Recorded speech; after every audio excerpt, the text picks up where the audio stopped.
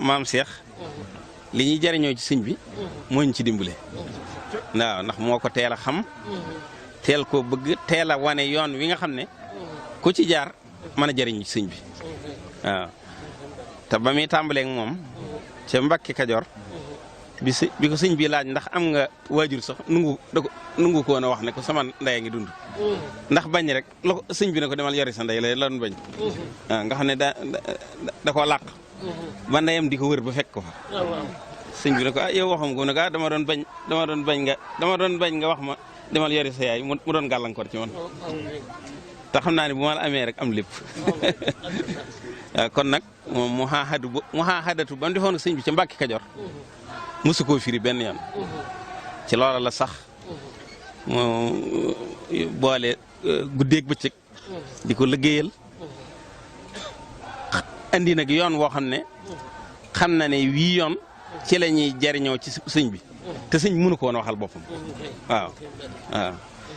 yàlla yebal ko mu ñëw mu nag ngir wan nit ñi yoon wi nga xam ne ko ci jaar li sëñ bi yor nga mën cee jariñoo waaw moo tax loolu sëñ Fallu daa wax naan Cheikh Fall laa ñëwee ci taalibe bi loolu tax mu di ko wax waaw suuf laa ñëwee ci muñ bu ko defee nag ngeen xam ne lu ngeen gis ci mbiram rek tuuti la ci mbiram ndax ci mujjug sëñ bi ñëw na ci sëñ bi ne ko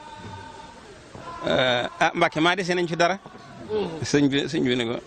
sëñ bi di wax ak kenn ba noppi daaneel ne ko Ibrahima Fall loo doon wax noonu mu ne ko ndax dese nañ fi dara yëf yi daa neex lool de mu ne ko sëñ bi ne ko la ma waxoon ak yow ca Mbàkke Kajoor rek falaa ne nee naa la woon li ba ñu tàmbali dara ci adduna di boo ko bëggee duñ mën a ànd nga ne ma bëgguma dara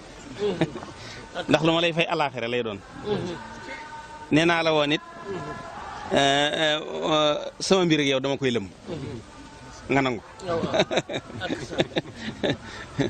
loolu foofu la sëñ bi jaaroon ak moom